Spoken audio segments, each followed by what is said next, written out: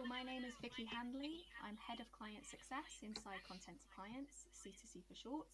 And today I'm joined by the one and only Mick Brand, one of our wonderful clients who is a leadership coach who works with senior leaders who are seeking or suffering, which is a phrase that I just absolutely love. And we're going to talk about his experience inside C2C so far. So thank you for joining me today, Mick. I've got a few questions up my sleeve for you. So, first things first, we've been working together for a few months now. And since you came into Content to Clients, we've been really impressed with you. It's been great working with you. And I know that you've had some financial wins already, which is great. But I'd like to go back to what life was like before joining the program. And I'd like to know what things felt like in your own business before joining the program and what made you join us. I can really describe what it was like before joining C2C. It was, I guess, what I see in other people, which is you have a talent for something in particular, and you think the world should start an orderly queue in front of you, ready to take avail of your services, and you can't understand why it isn't happening. So you busy yourself with shiny things. You get on with polishing a website and other activities because that's really what you think you know. And so I was spending so much time, and it's really typical actually. Somebody said to me, "When did you start your business?" And I could have answered June, because that's when I came back from holiday and started my business. But I've now revised that to I didn't start it until November, because I joined at the very end of October, and that's the that's the only time I really knew, excuse the language, my arse from my elbow. I had no idea what I was doing before. So what did it feel like? It felt like drifting. And it wasn't a great feeling. It was an unconscious incompetence thing, and yeah, just drifting around in the water, really. Amazing. No, not that you felt like that, but yeah, I love that you're referencing the start date at C2C is when you properly started. Because I've Yeah, been there. I know that drifting feeling. That's one of the reasons why I joined C2C. I kind of fudged it as far as I could, and then thought I need to actually do this properly now. What yeah, made yeah, very you? much. Yeah. What made you take the leap and join? How did you find us in the first place? So I think I came across one input from Chris on YouTube, and that's how I found you. And what I did is consumed a little bit more. And forgive me, I'm always a bit skeptical about most things in life. So I went looking for more. So I crossed over into LinkedIn and saw that it is absolutely in accord with what I saw on YouTube. And then I then started to look at any people that I could contact that were already past participants in or already in the program. And guess what? And I found this later, because of the community feel, they're more than willing to talk to you. So I spoke to one lady and one gentleman, and I was utterly convinced. I then had a conversation with Katie, and again was convinced. And within 24, maybe 36 hours, I invested in myself. But it's because everything you see is kind of repeated, really good stuff. You understand, I'm not doing any of that, and I don't know how to do it, but they seem to know this inside out, and they have a way in which they can transmit that and help me understand it. Amazing. No, I'm Mm. so happy that you joined, honestly, because you make our Thursday Thursday evening calls just better. Yeah, Happily not, it's but not it's not meant it's not meant to be entertaining, I have to say. no, we live for your weekly update, so it's great. And have you tried any high ticket programs like this before, or were you looking at others? I'm not asking you to name and shame or anything, but were you looking at other things, or was it just this was the thing and this was the first thing that you found? So that's a really good question. Have I used others? I haven't. And that's ordinarily where this part of the interview would just stop. But what I've done since, which is a bit perverse, is I've contacted other service providers who are in my network and spoken to them about C2C. I shouldn't evangelize about the process and the program, but I do, because, I've gained so much from it. But talking to other people, people have been burned. They've spent way more than C2C, and then they found it's impersonal. It's telling them things they already know, gives them no value. So it was part of that that helped me confirm that I'm on the right program, having seen other people having a truly dreadful time.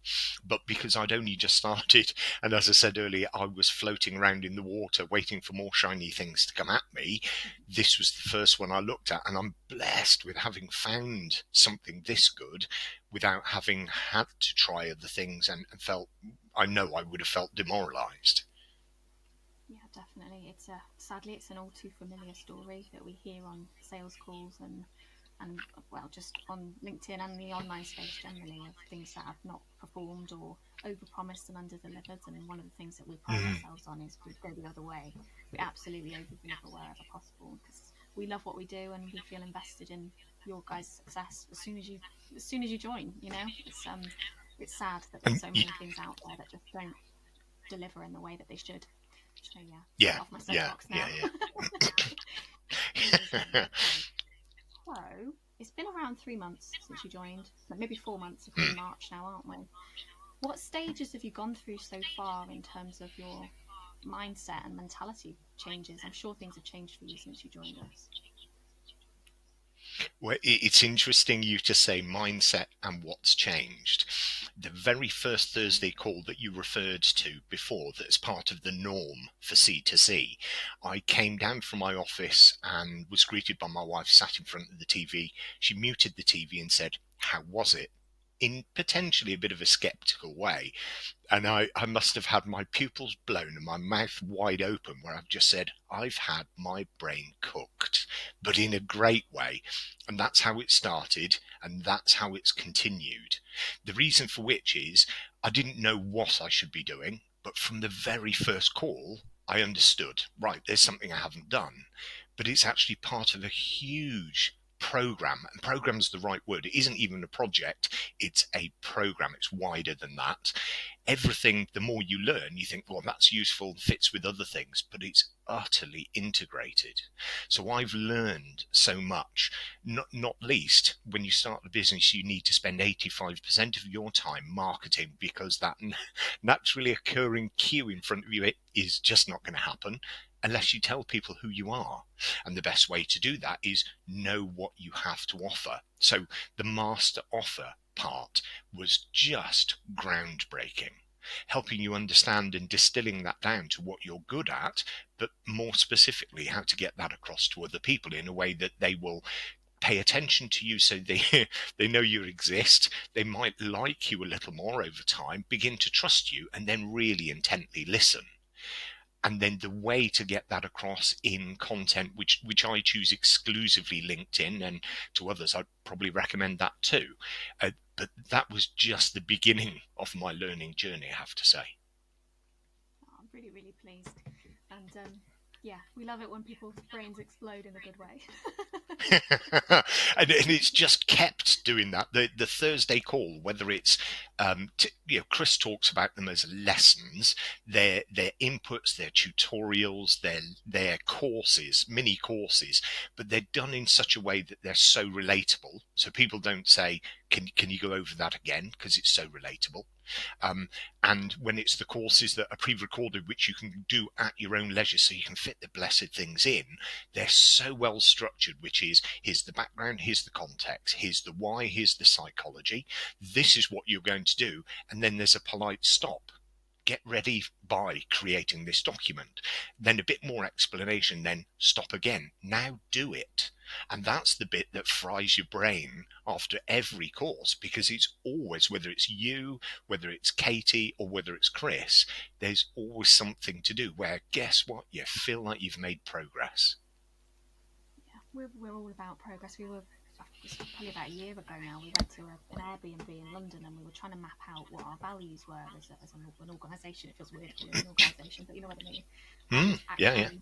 action and progress were definitely two of those, because if it's not implementable, that's a word I think, it's noise. Like everything we do has to have a point to it, a purpose, a way of moving things forward. So yeah, Yeah. great that you recognise that as well. And yeah, we are all about action in the programme. We don't do sitting still very well.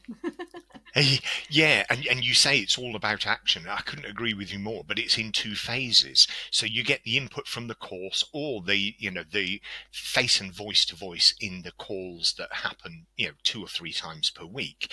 But there's an immediate output, which is you work something, you have something tangible. And then from that, there's a second output, which is the application of that. And for me, it's largely application on LinkedIn or in a discovery call or a sales call, what have you. So there's 2 outputs for my money, as it were. But those outputs then lead to outcomes. Outcomes are the finished article, which is you have a feeling like you couldn't have addressed that better to a potential client, or better still, they become a client and you can then help them. Excellent. You put that really nicely. I like the outputs and outcomes connection. That's a really good way of putting it. I'll make a note of that for 5.0.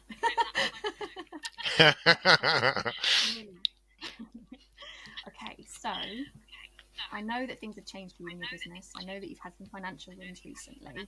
How has your business changed so far?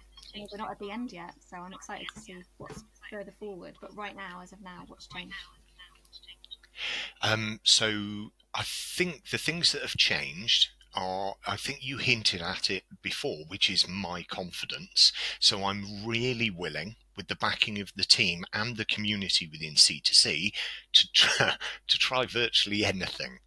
But that's because I know the background, the context, the logic, and the psychology to it. The other things that have happened, there's certain milestones, and it sounds really silly, but my number of connections that I've had on LinkedIn have gone through the roof. The numbers of people that are willing then to respond and react to me when I send them a direct message or a voice note, which is something I evangelize about as well, is just splendid.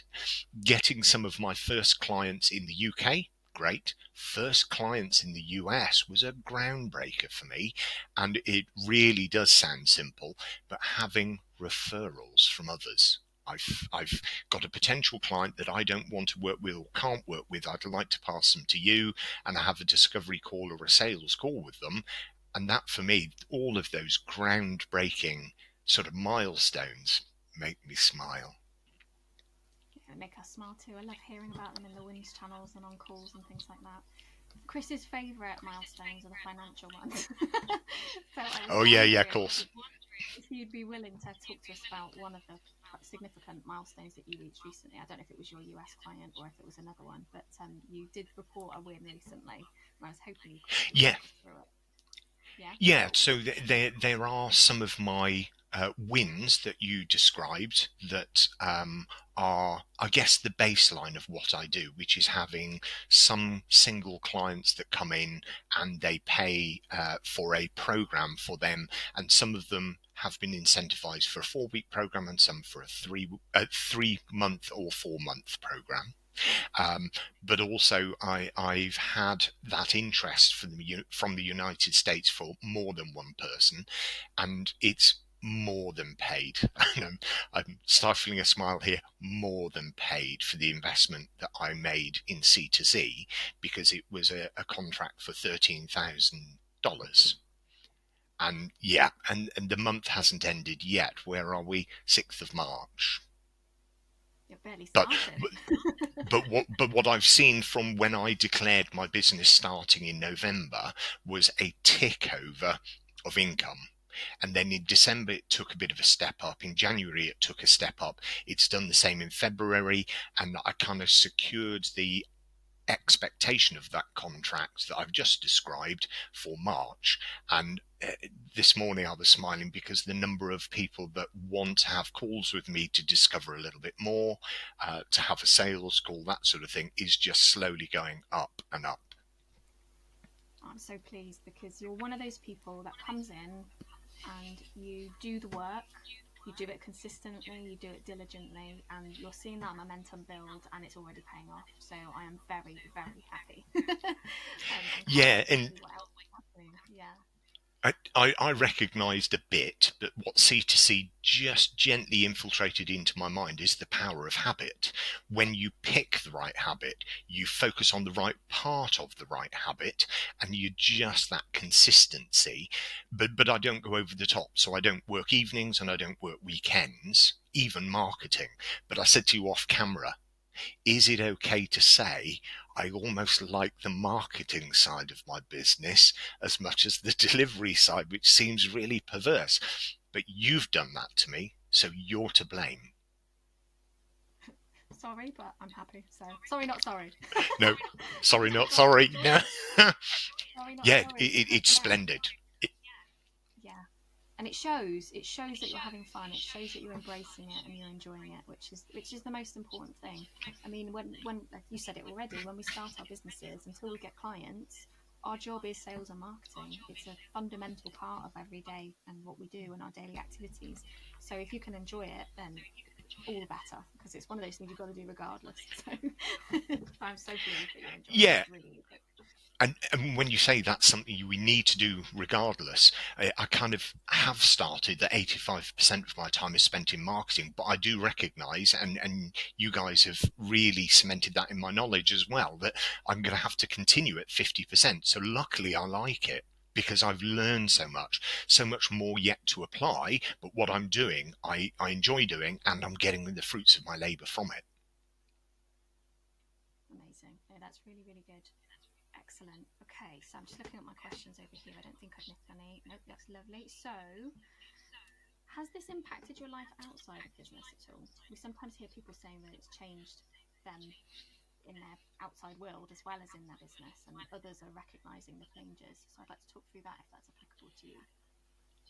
Yeah, so really good point. What has changed in my life? So, if I give you a little bit of history, I was rather typecast in a corporate environment for 37 years, 35 of which as a senior manager, working in various different roles. And after a while, you become weary of some of it. So I decided, and I have this saying, which is, we are going to die at our desk. It's the art of choosing which desk that is, which made me resign and leave my corporate role. Then I was floating around in a rubber ring of things that I just couldn't recognize as value adding. You can imagine what that did for my psyche. It kind of took a bit of a dip down. Now, I never got to the point of despair or depression or anything like that, but there was a shed load of uncertainty. Enter, Mm-hmm. stage left, C2C. And what that did is give me something to grasp, something to fill my time with the important, not the shiny things, the urgent things. And it gave me purpose. In so doing, gave me confidence in my business, gave me confidence in marketing, sales by consent, I think Chris calls it. It's just a marvelous thing. And again, I probably don't need to answer the question, but you can imagine what that does. When your confidence raises, your self-esteem gets bolstered, you become inspired, not motivated by C2C, but inspired by C2C. And therefore, you just keep working at it, diligently tweaking and changing, experimenting and see what results you get back, linking them as you, Chris, and Katie are so good in showing us to do, so you understand where you're, in my terminology, playing about is working. And sometimes it does feel like playing about. So, in answer to your question, what has it brought me to now? Peace of mind. Oh, that's a mic drop. Boom. I love that. It, it, but, Really but love that. but it isn't. There's so much more to come yet. I'm kind of halfway through the program. I'm halfway through my learning. I've got shed loads of outputs and starting to get the outcomes that match them, and I know why. But so much more to do yet. I'm excited. I know you're excited too because you came to the event on Monday. Yeah, Monday this week, and it was Yeah, fantastic. It was amazing. So good to meet everyone in real life. yeah, Something that yeah, catches quite a few people off guard is the community side of things. So from my experience, when I joined, C2C was a lot smaller, but I didn't proactively join because of the community. But when I was in, I was like, wow, okay, this is something that I didn't know I was missing. So how has your experience of the community been? So the community that you talk about within C2C, I've experienced that. And you rightly said about the C2C live on Monday, because we have 3 calls per week, seeing people in the flesh, you feel like you already know them, and it feels like meeting a celebrity because you've seen them on the screen so many times, whether that's you as the team from C2C or other participants. And interestingly, I've got 3 calls booked this week that were booked today with members of C2C community. So a lady called Natalia, a lady called Ray, a guy called Steve. I pinged a message to Simon. I met Chris the other day before we went to C2C, and we're just exchanging nuggets of information. And yeah, I've had some successes or experimentation with something like voice messaging outgoing to potential clients, and people have been interested in that. But as I explained that, they return with something that is of use to me, or something, don't do this thing, it doesn't work. So the community is just brilliant. And the thing I found with those that are self-employed, entrepreneurs, solopreneurs, whatever you want to call them, is they have, strangely, your best interests at heart. They want to help you. They want to give you a leg up. They want to give you their discretionary effort. But I've never seen it before like it is in content clients. Oh, thank you. I know that Chris and the team, we work really hard to curate the community and make sure that it's inclusive and everyone has a lovely experience. So thank you for that. That's really good feedback to get for the team and for everyone else. But ultimately, you guys make it what it is. You turn, like you said, you're organising yourselves. You're doing your accountability there. There's collaboration. There's ideas and suggestions. It's my favourite part of my job when you guys take it upon yourselves to do that. So yeah, amazing. Hats off to you. Yeah, and part of that starts at the very beginning, because I know Chris is very clear about making sure that C2C is right for people. So he's not just selling it willy-nilly to absolutely anybody. He talks in the terms of qualifying people to make sure it's right for them. And I can chunk that down to he and you and Katie choose people to be in C2C. And in so doing, you start that possibility of community. You then reinforce it with how you operate and encouraging all of us. We'll get in contact with so-and-so. You're all good at mid-call saying, Beth Hocking's got a great example of that. V's done some brilliant work on that. Stephen Locke has done some great. And you're really trying to encourage us not to learn from what they've done, but learn by approaching those people. And it's super to see. Oh, thank you. No, we love what we do, and your successes are our successes at the end of the day. So it's I love everything about it. You can probably tell I can't stop smiling with my apple cheeks. Yeah, face ache at the end of the day. That's my life. I've got really strong cheeks from smiling all the time. So I think we're nearly at the end of the questions that I usually ask. We've kind of talked about this a little bit as we've gone through, but do you think there's any one part of the program that's the most powerful bit, or do you think it's a combination of the elements? Okay, the most powerful bits for me, and they just peep above most of the rest of it, because it is just, I haven't come across anything that I haven't found value. But the 2 strongest bits for me were the clarity of what you call the master offer. Everybody comes thinking I could change the world and I can do lots of things, and that's great, but not from a marketing point of view. So getting the clarity of what you offer and knowing why you do that and why you're good at it. And that sounds simple, but the C2C process is so sophisticated for that. And the other one was, picture, if you can, me having discovery and sales calls where I would stare at the prospective client as they took over the meeting and tried to get coaching there and then for free, not part of a program, and really quite disparate.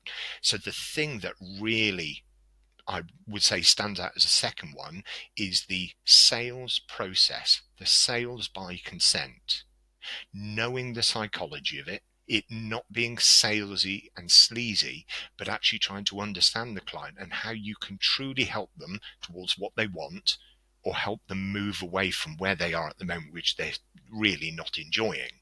And I never knew that I would find a way to do that so easily, and I have to say comfortably, because sales always felt a bit salesy and sleazy to me. Not now. Not now. That's amazing to hear. That's very similar to my experience. I used to pitch up to sales calls and be like, right, I'm a writer. What do you need? Yeah, yeah. Why do you need I'm to like, say any oh. more than that? Yeah. Absolutely, like that was my approach, and I mean, I got a few clients, but they weren't the ones that I'd want now. So whereas now Yeah. I'm comfortable having sales conversations in five figures, high five-figure contracts, and like I feel really comfortable in those situations, and I never would have got there if it wasn't for the stuff that I learned in the program. So I'm really pleased to see that that's having a really positive impact on you, and with all your wealth of experience in corporate as well, it's a new environment it's a new way of selling, I imagine. So yeah, really good that that's been beneficial for you. One more question, and I feel like you're doing this already because we've already had 2 referrals that have come directly from you, so thank you very much. Let's pretend that one of your best friends was considering joining Content to Clients. This is a Chris question in case you're wondering, and you Mhm. had to persuade them to join us. What would you say? What I'd say to somebody on the street or somebody that was a friend is, Mm-hmm. without this, you will flounder for a while. For a little longer, you'll start to question yourself, and then you will potentially fail. If you want to miss out all 3 of those really bad steps and the self-questioning that goes with it, and potentially despair, depression, and self-loathing that could go, this is definitely the answer for you. And I'd then say to them, how do you want to be convinced that this is the case? I won't sell it to you. I will simply evangelize based on the benefit that I've had. You see this when somebody goes to a car dealership and buys a car. They can't wait to tell anybody about the great deal they had. And it's a bit like religious faith. When you have it, people evangelize about it. It's kind of similar. When you have something this good, you can't keep it to yourself, especially when you know the pain that it would inflict on others to be kept in the dark. Amazing. Thank you, Nick. I really appreciate your time. I know you're a busy man with all these sales calls. Very last question. What does the future Yeah. hold for the rest of your time in C2C and beyond, do you think? What's your priorities now? Okay, so the first bit's a confession. No, I haven't done all the courses yet, but I'm carefully and diligently applying them, so that's where I'm going to spend my time. But it's the absolute application of it. And I guess it is helping other people know what it can do for them so they don't get to that despairing point of view. So I have a fairly wide network, and I'm proud to say it's getting bigger by the day. But I do see some people that are really struggling and suffering, and they just don't need to, for the want of a reasonable investment in themselves. It isn't expenditure. It isn't outgoings. It isn't a loss of money. It's absolutely an investment in themselves to make progress and not slide back into something that is really quite potentially depressing. Thank you, Nick. I really appreciate it and spending the time with you. I always love spending time with you, you know that. So that is a wrap for today. Thank you for your time, Nick. And yeah, to those of you watching us as well, if you have any questions about C2C or the process involved, reach out to us. We'd love to talk to you, and so would our clients. So have a great rest of your day, and thank you for watching. Thank you.